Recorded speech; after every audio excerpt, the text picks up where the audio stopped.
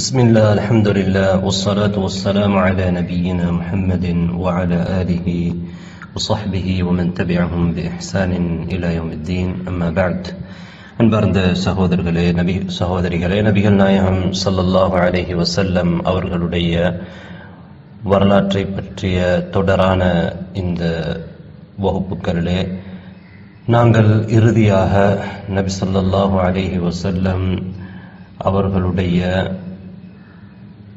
நுபுவத்திற்கு முன்னால் உள்ள வாழ்க்கை பற்றி பார்த்தோம்.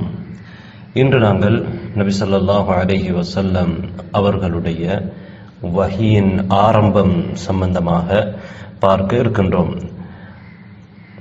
நபி ஸல்லல்லாஹு அலைஹி வஸல்லம் அவர்களுக்கு 40 வயது பூரணமானதற்கு பிறகு, அதாவது நாங்கள் அரபியிலே வயது என்று சொல்வது சந்திர வருடத்தை தான் குறிக்கின்றோம்.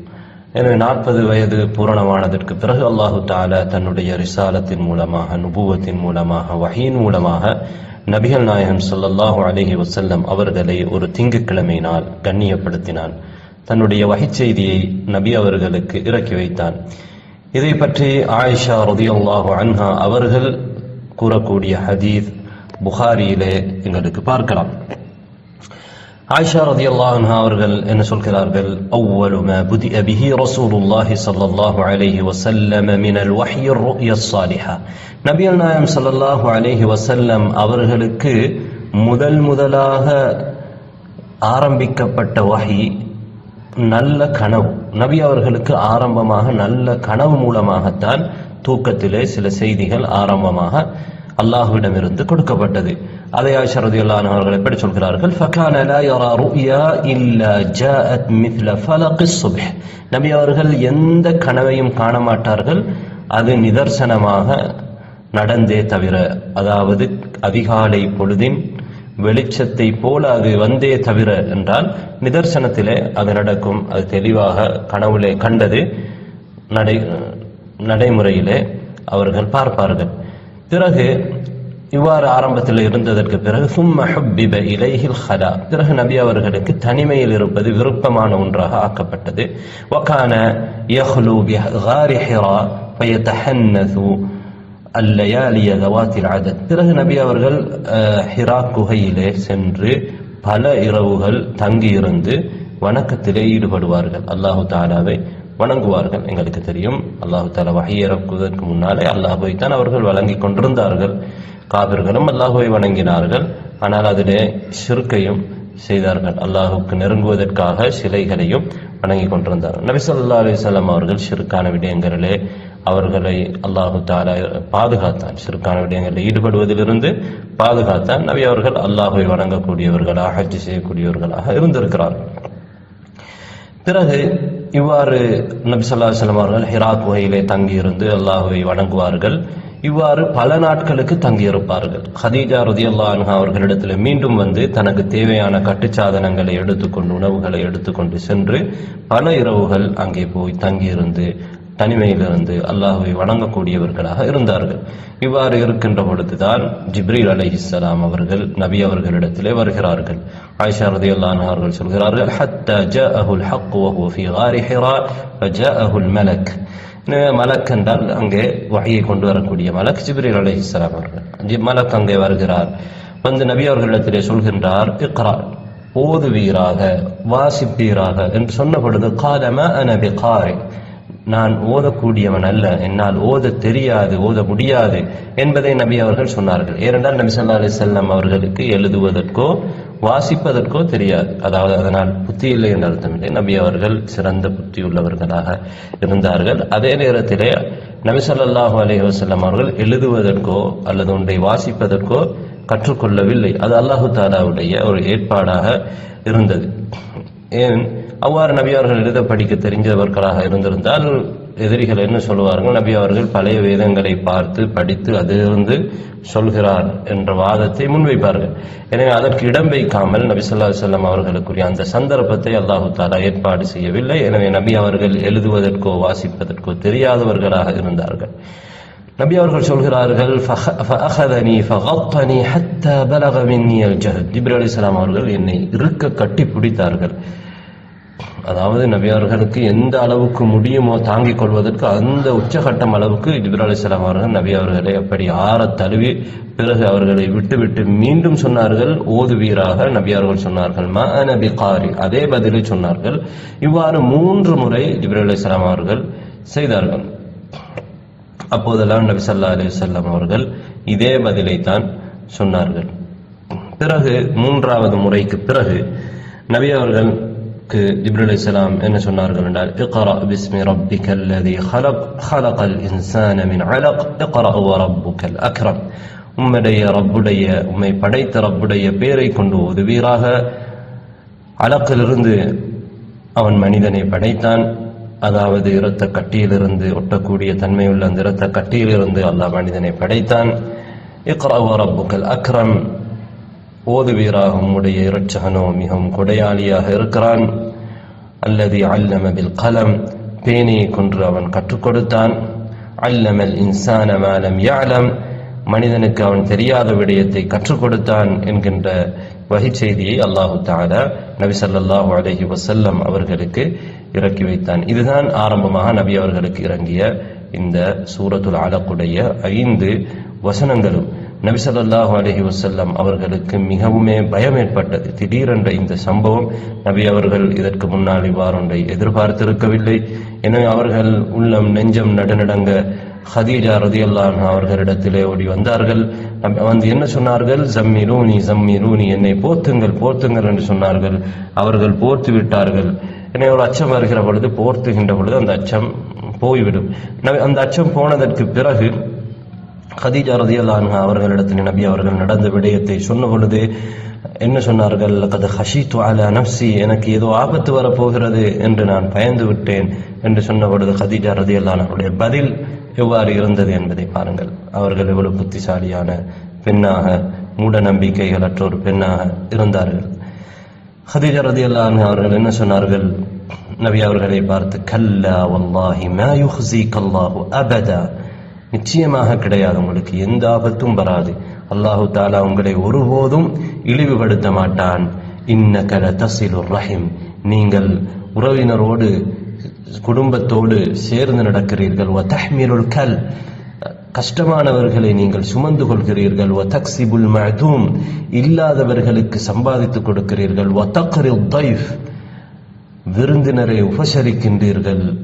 வ துஈனு அலா நவாஇபில் ஹக், உண்மையான விடயங்களுக்காக, சத்தியத்திற்காக ஏற்படக்கூடிய சோதனைகளின் போது, கஷ்டங்களின் போது, முக்கியமான விடயங்களின் போது நீங்கள் உதவி செய்கிறீர்கள்.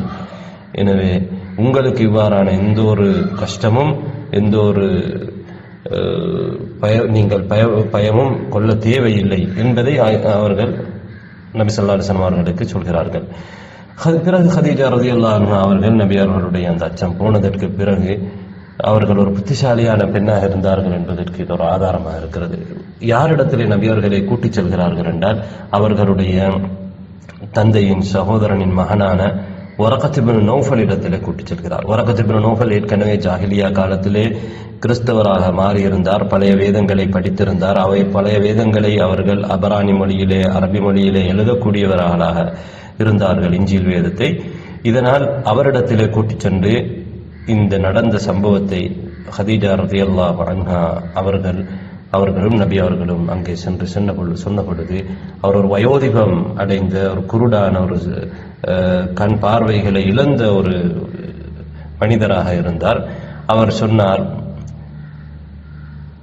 நபி அவர்களிடத்திலே விசாரித்துவிட்டு, ஹாதன் நாமூஸ் அல்லதி நஸ்ஸலல்லாஹு அலா மூசா, இது யார் தெரியுமா உங்களிடத்தில் வந்திருப்பது? மூசா அலைஹிஸ்ஸலாம் அவர்களுக்கு அல்லாஹ் இறக்கி வைத்த அந்த நாமூஸ், ஜிப்ரீல் தான், அந்த ரகசிய தூதுவர் தான் உங்களிடத்திலே வந்திருக்கிறார்.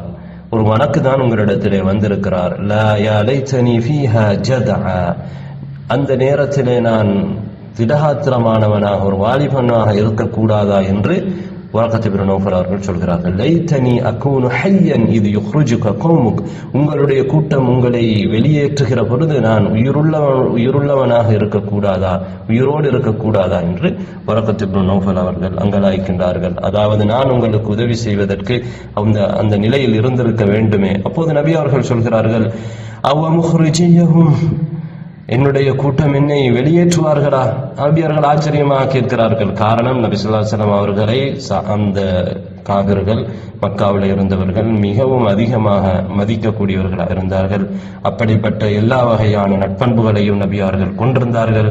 அவர்கள் மீது எந்த களங்கமும் இருக்கவில்லை. அப்படிப்பட்ட நல்ல மனிதரை நபி அவர்கள் யோசித்தார்கள், என்னுடைய கூட்டம் வெளியேற்றுவார்களா? கால நஅம், ஆம். லம் யத்தி ரஜுலுன் கத்து பிமிஸ்லி மா ஜித்த பிஹி இல்லா உதிய. நீங்கள் கொண்டு வந்ததை போன்று யார் கொண்டு வந்தாலும், எந்த மனிதர் கொண்டு வந்தாலும் அவர் எதிர்க்கப்படாமல் இல்லை. எனவே யார் இந்த இறை செய்தியை கொண்டு வந்தாலும், எந்த தூதர் வந்தாலும், அச்சத்தியத்தை கொண்டு வரக்கூடிய அனைவருமே எதிர்க்கப்படுவார்கள். அவர்களை எதிர்க்கக்கூடிய எதிரிகள் இருப்பார்கள். உங்களுடைய அந்த நாள் என்னை அடைந்து கொண்டால் நான் உங்களுக்கு மிகவும் பலமாக உதவி செய்வேன் என்று அவர்கள் சொல்கிறார்கள். ஆனால் வரகத் இப்னு நௌஃபல் நீண்ட காலம் இருக்கவில்லை. கொஞ்சம் காலத்தோடு அதற்கு பிறகு அவர்கள் மரணித்து விட்டார்கள். அதற்கு பிறகு நபி அவர்களுக்கு வஹி வருவதும் நின்று விட்டது. அதுதான் முதலாவது வந்த வஹி. இதற்கு பிறகு அடுத்த கட்டமாக நபி ஸல்லல்லாஹு அலைஹி வஸல்லம் அவர்கள் மீண்டும் ஹிரா குகையில இருந்து இறங்குகின்ற பொழுது, பாதையிலே வந்து கொண்டிருக்கிற பொழுது ஒரு சத்தம் நபி அவர்களுக்கு கேட்கிறது. உடனே அவர்கள் தங்களுடைய தலை உயர்த்தி மேலே வானத்தை நோக்கி பார்க்கிறார்கள். பார்த்தால் அந்த ஹிரா குகையிலே வந்த அதே மலக்கு ஒரு கதிரையிலே, ஒரு ஆசனத்திலே உட்கார்ந்து கொண்டிருக்கிறார். வானத்திற்கும் பூமிக்கும் இடையிலே. நபி அவர்கள் கடுமையாக இப்போதும் பயந்து விட்டார்கள். உடனே அவர்கள் ஓடி வந்து ஹதீஜா ரலியல்லாஹு அன்ஹா அவர்களிடத்திலே வீட்டுக்கு வந்து என்ன சொல்கிறார்கள், என்னை போர்த்துங்கள் போர்த்துங்கள் என்று சொன்ன பொழுது போர்த்துகிறார்கள். பிறகு அந்த நேரத்திலே அல்லாஹு தஆலா நபி அவர்களுக்கு தன்னுடைய இரண்டாவது வஹி செய்தியை இறக்குகிறான். சூரத்துல் முத்தஃபிருடைய 5 வசனங்களை அல்லாஹு தஆலா இறக்குகிறான். யா அய்யுஹல் முத்தஃபிர், போர்வை போர்த்தி கொண்டிருப்பவரே, கும் ஃபஅன்திர், நீங்கள் எழுந்து அச்சமூட்டி எச்சரிக்கை செய்யுங்கள் என்ற அந்த வசனங்களை அல்லாஹு தஆலா இறக்கி வைக்கிறான். வரப்பக ஃபகப்பிர், உங்களுடைய ரப்பை நீங்கள் பெருமைப்படுத்துங்கள். வசியாபக ஃபதஹிர், உங்களுடைய ஆடையை நீங்கள் தூய்மைப்படுத்துங்கள், அதாவது உள்ளத்தை தூய்மைப்படுத்துங்கள், உங்களுடைய ஆடை தூய்மைப்படுத்துங்கள். வர்ரஜ்ஸ ஃபஹ்ஜுர், அதே போன்று அசுத்தத்தை நீங்கள் வெறுத்து விடுங்கள், சிலைகளையும் வெறுத்து விடுங்கள். எனவே இதற்கு பிறகு இந்த வசனங்கள் இறங்கியதற்கு பிறகு தொடர்ந்தும் ஃபஹமியல் வஹ்யு வததாபஅ, தொடர்ந்தும் வஹி வருவதற்கு ஆரம்பித்தது. இந்த செய்திகளை நாங்கள் ஹதீஸ்களிலே பார்க்கலாம். இவ்வாறு தான் நபி ஸல்லல்லாஹு அலைஹி வஸல்லம் அவர்களுடைய வஹியின் ஆரம்பம் இருந்தது. எனவே நபி ஸல்லல்லாஹு அலைஹி வஸல்லம் அவர்களுடைய படித்தரங்களை பற்றி இங்கே நூலாசிரியர் குறிப்பிட்டிருக்கின்றார். ஆரம்பமாக நபி ஸல்லல்லாஹு அலைஹி வஸல்லம் அவர்களுக்கு எவ்வாறு வஹி வந்தது என்று சொன்னால் கனவாக இருந்தது. நபி ஸல்லல்லாஹு அலைஹி வஸல்லம் அவர்களுக்கு கனவாக தான் வஹி வந்தது. அதாவது ஆயிஷா ரலியல்லாஹு அன்ஹா அவர்கள் என்ன சொல்கிறார்கள் என்றால், ஃபகான லா யரா ருயா இல்லா ஜாஅத் மித்ல ஃபலகிஸ் சுப்ஹ், ஏற்கனவே அந்த ஹதீஸிலே நபி அவர்கள் எந்த கனவை கண்டாலும் அது அதிகாலை பொழுதின் விடியலை போன்று மிக தெளிவாக அது வந்துவிடும். எனவே நபி அவர்கள் காண்கின்ற கனவு அப்படியே உண்மையிலே நடக்கக்கூடியதாக இருந்தது. எங்களுக்கு தெரியும், நபிமார்களுக்கு அல்லாஹு தஆலா கனவின் மூலமாகவும் வஹியை அறிவிப்பான். இப்ராஹிம் நபிக்கு அல்லாஹு தஆலா இஸ்மாயில் நபி அறுக்குமாறு சொன்ன அந்த வஹியெல்லாம் கனவுல கிடைத்த வஹிதான். இது வஹியுடைய படித்தரங்களிலே முதல் படித்தரம் கனவின் மூலமாக வஹி வருவது. அதே இரண்டாவது படித்தரம் அல் இல்காஉ ஃபீ ரௌஹி, உள்ளத்திலே மலக் என்ன செய்வார், போடுவார். அவன் நபி ஸல்லல்லாஹு அலைஹி வஸல்லம் அவருடைய உள்ளத்திலே அந்த வஹி செய்தியை மலக்கு கொண்டு வந்து சேர்ப்பார். நபி அவர்கள் மலக்கை காண மாட்டார்கள். இவ்வாறு ஒரு ஹதீஸிலே வருகிறது, இன்னர் ரூஹல் அமீன நஃபஸ ஃபீ ரௌஹி வ அக்பரனி. ரூஹுல் அமீன், அதாவது ஜிப்ரீல், நம்பிக்கைக்குரிய அந்த ரூஹ் என்னுடைய உள்ளத்திலே ஊதினார், இவ்வாறு எனக்கு சொன்னார் என்ற ஒரு ஹதீஸை நபி அவர்கள் சொல்கிறார்கள். இதனை நூலாசிரியர் இங்கே ஆதாரமாக குறிப்பிட்டிருக்கின்றார். மூன்றாவது படித்தரம் என்னென்றால் தமஸ்ஸுலுல் மலகி ரஜுலன், மலக் ஒரு மனிதனுடைய தோற்றத்திலே வருவார். இதனை நபி ஸல்லல்லாஹு அலைஹி வஸல்லம் அவர்கள் சில நேரம் நபி ஸல்லல்லாஹு அலைஹி வஸல்லம் அவர்கள் காண்பார்கள், சஹாபாக்களும் சில நேரம் கண்டிருக்கிறார்கள். நபி அவர்கள் சொல்கிறார்கள், வயதமஸ்ஸலு லியல் மலகு அஹ்யானன், சில வேளை மலக்கு ரஜுலன் ஃபயுகல்லிமுனி, ஒரு மனிதனாக தோற்றமளித்து எனக்கு என்னோடு பேசுவார். ஃபஅஈமா யகூல், அந்த மலக்கு சொல்வதை நான் கிரகித்துக் கொள்வேன் என்று சொல்கிறார்கள். இவ்வாறு நடக்கும். சஹாபாக்கள் கண்டது என்றால் உமர் ரலியல்லாஹு அன்ஹு அவருடைய அந்த பிரபலியமான ஹதீஸ், அதாவது இஸ்லாம் என்றால் என்ன, ஈமான் என்றால் என்ன, இஹ்சான் என்றால் என்ன, மறுமை நாள் எப்போது வரும், அதனுடைய அடையாளங்கள் என்ற கேள்விகளை ஜிப்ரீல் அலைஹிஸ்ஸலாம் அவர்கள் சஹாபாக்கள் இருக்கின்ற பொழுது ஒரு முறை வந்து கேட்டார்கள். அவர்களுக்கு தெரியாது ஜிப்ரீல் அலைஹிஸ்ஸலாம் என்று. பிறகு நபி அவர்கள் நபி தோழர்களுக்கு அந்த செய்தி வந்தவர் ஜிப்ரீல் என்பதை சொன்னார்கள். எனவே ஒரு மலக் மனிதனுடைய தோற்றத்திலும் வந்து வஹியை குறிப்பிடுவார். நான்காவது படித்தரம், மணியோசை வடிவிலே சில நேரம் வஹி வரும். நபி அவர்கள் சொன்னார்கள், அஹ்யானன் யத்தீனி மித்ல ஸல்ஸலத்தில் ஜரஸ், மணியோசை வடிவிலே சில நேரம் எனக்கு வஹி வரும். வஹு அஷத்துஹு அலை, அதுதான் எனக்கு வரக்கூடிய வஹியிலே கடுமையாக இருக்கும். நபி அவர்களுக்கு வரக்கூடிய வஹியிலே கடுமையான வஹி மணியோசை வடிவத்திலே, அதாவது ஒரு இரும்பு இன்னொரு இரும்போடு படுகிற பொழுது ஒரு வகையான சத்தம் வரும். இவ்வாறான ஒரு ஓசையோடு ஒரு வஹி வரும். அந்த நேரத்திலே நபி அவர்களிடம்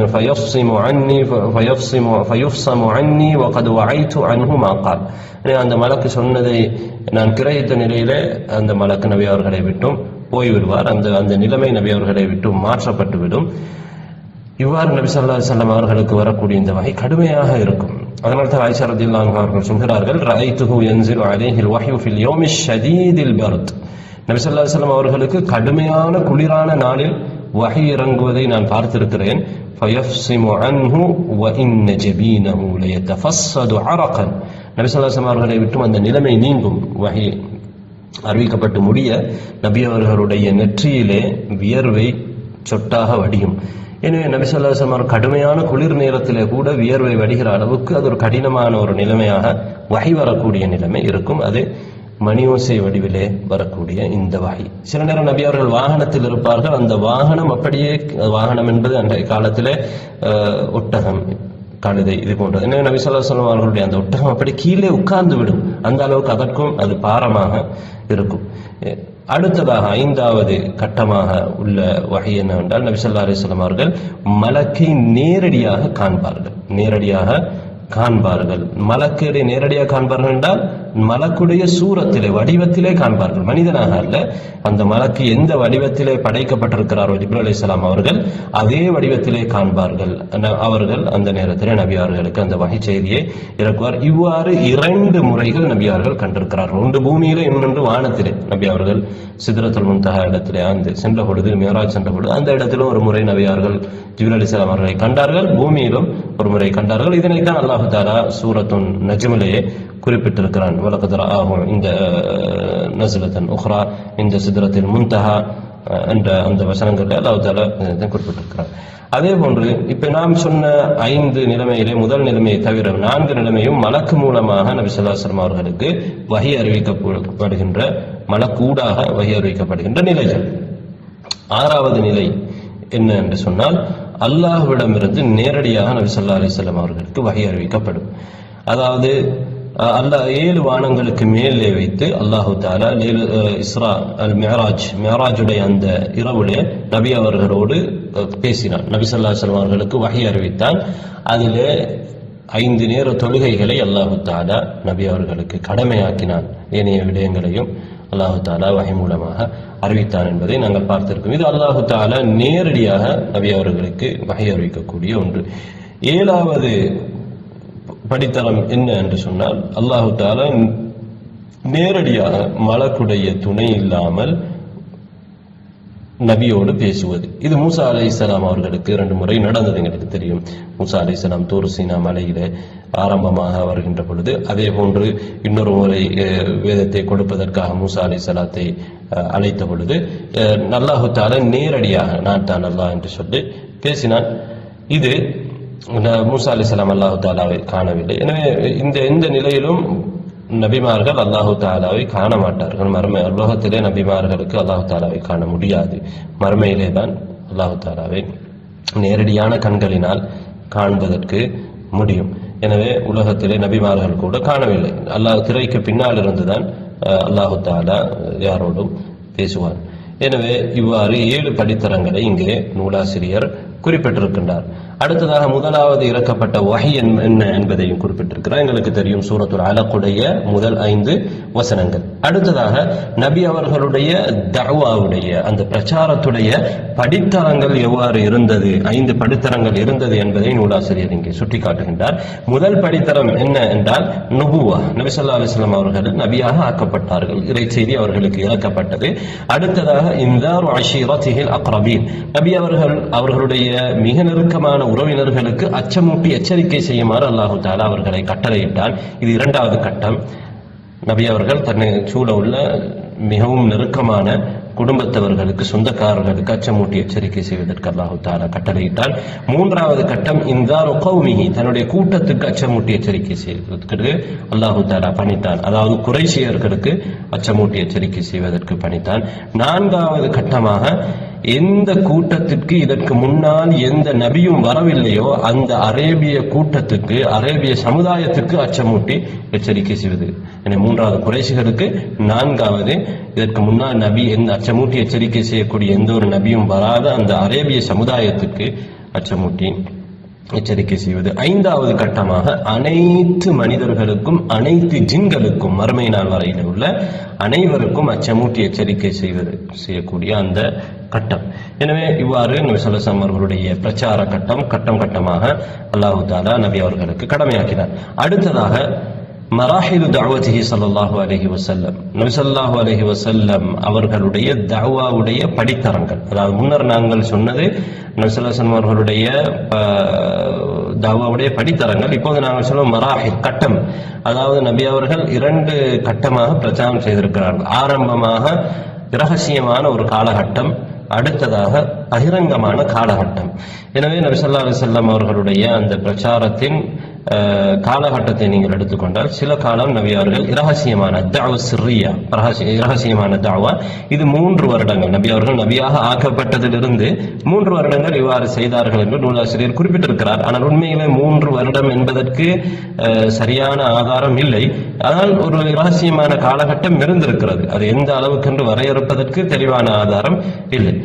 அதிகமான பிரபலியமான கருத்து 3 வருடங்கள் என்பது. அடுத்ததாக நபி ஸல்லல்லாஹு அலைஹி வஸல்லம் அவர்கள் ரகசியமாக, பகிரங்கமாக தன்னுடைய பிரச்சாரத்தை வெளிப்படுத்தினார்கள். இது அல்லாஹ்வுடைய குர்ஆன் வசனம் இறங்கியதற்கு பிறகு அல்லாஹ் இதனை நபி அவர்கள் செய்தார்கள். அல்லாஹ் என்ன சொன்னான்? ஃபஸ்தஅ பிமா துஅமர் வஅஅரிது அனில் முஷ்ரிகீன், உங்களுக்கு ஏவப்படுவதை நீங்கள் தெளிவாக, வெளிப்படையாக, தயக்கமின்றி சொல்லுங்கள்.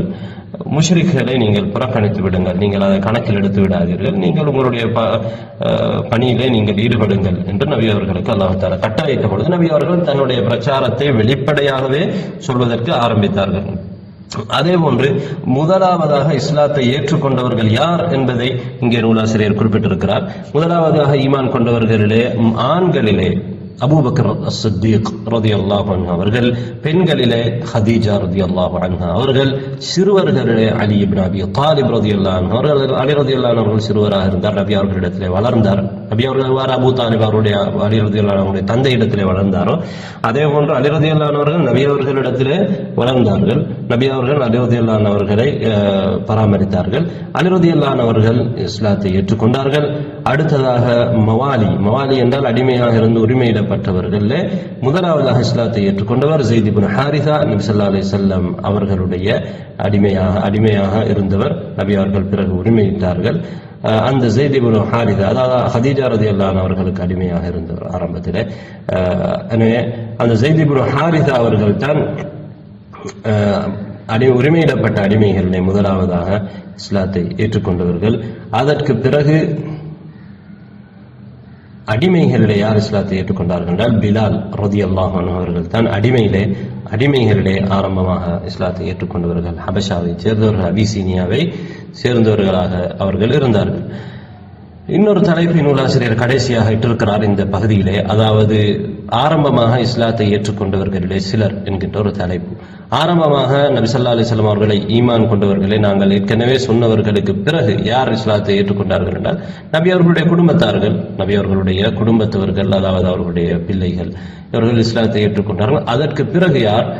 உஸ்மான் இப்னு அஃபான் ரலியல்லாஹு அன்ஹு அவர்கள், உஸ்மான் ரலியல்லாஹு அவர்கள், அதே மாதிரி தல்ஹா இப்னு உபைதுல்லாஹ், ஜுபைர் இப்னு அவ்வாம், சஅத் இப்னு அபி வக்காஸ், அப்துல் ரஹ்மான் இப்னு அவுஃப், இவர்கள் எல்லாம் முக்கியமான சஹாபாக்கள்.